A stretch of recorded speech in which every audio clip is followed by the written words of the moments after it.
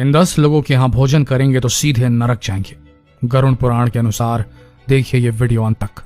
आज आपको गरुड़ पुराण, जो कि वेद व्यास जी द्वारा रचित और 18 पुराणों में से एक है और उनमें 279 अध्याय और 1800 श्लोक है, इस ग्रंथ का हमें जरूर अध्ययन करना चाहिए, क्योंकि इसमें मृत्यु के बाद की घटनाओं, यमलोक, प्रेतलोक और पूरी 84 लाख योनियों के बारे में बताया गया है। इसमें आप कई मानव रूपी जीवन में उपयोगी बातों का ज्ञान ले सकते हैं। तो आइए जानते हैं गरुड़ पुराण के अनुसार कुछ विशेष नियम। गरुड़ पुराण का जो आचार कांड है उसमें बताया गया है कि हमें इन 10 लोगों के यहाँ पर भूल कर भी भोजन नहीं करना चाहिए। चरित्रहीन स्त्री के हाथ से बना हुआ भोजन हमें कभी नहीं करना चाहिए। यहाँ चरित्रहीन स्त्री का अर्थ यह है कि जो स्त्री स्वेच्छा से पूरी तरह धार्मिक व्यवहार करती है। गरुड़ पुराण में लिखा है कि जो व्यक्ति ऐसी स्त्री के यहाँ भोजन करता है वो भी उसके पापों का फल प्राप्त करता है। तो हमें ऐसी स्त्री के घर पर भोजन नहीं करना चाहिए। हमें चोर के घर पर भी भोजन नहीं करना चाहिए जो कि अपराधी सिद्ध हो गया हो, तो हमें उसके घर का भोजन नहीं करना चाहिए। गरुड़ पुराण के अनुसार चोर के यहाँ पर भोजन करने पर उसके पापों का असर हमारे जीवन पर भी होता है। किन्नरों के घर पर भी भोजन नहीं करना चाहिए। गरुड़ पुराण के अनुसार ऐसा माना जाता है कि इसको दान देने पर हमें अक्षय पुण्य की प्राप्ति होती है, पर इनके यहाँ भोजन नहीं करना चाहिए।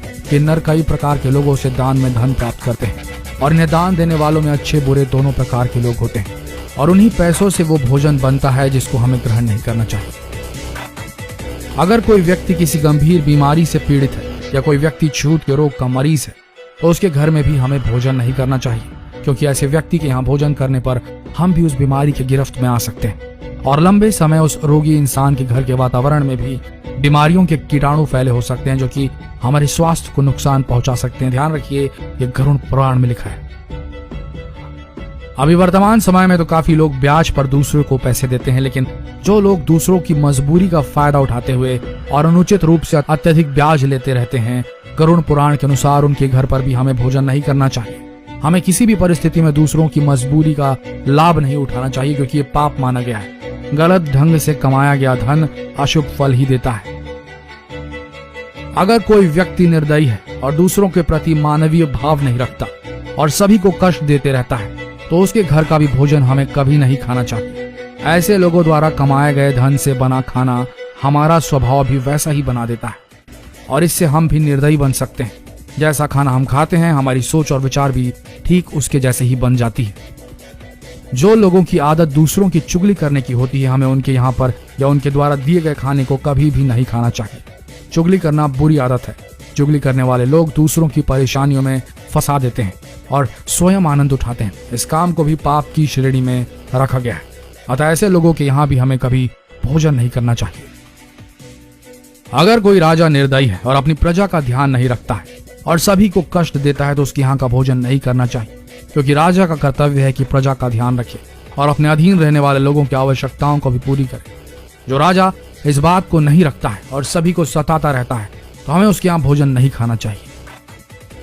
क्रोध इंसान का सबसे बड़ा शत्रु होता है। हमेशा क्रोध के आवेश में आने वाला व्यक्ति अच्छे और बुरे का फर्क कभी नहीं समझता या तो फिर भूल जाता है। इसी कारण व्यक्ति को हानि भी उठानी पड़ती है। ठीक वैसे ही जो लोग हमेशा ही क्रोधित रहते हैं उनके यहाँ भी हमें कभी भोजन नहीं करना चाहिए। अगर हम उनके यहाँ भोजन करेंगे तो उनके क्रोध के सारे गुण हमारे अंदर आ जाएंगे और हम उनके जैसे बन जाएंगे। नशा करना भी एक बहुत बड़ा पाप है और जो लोग नशीली चीजों का व्यापार करते हैं, गरुड़ पुराण में उनके यहाँ भोजन करना वर्जित माना गया है।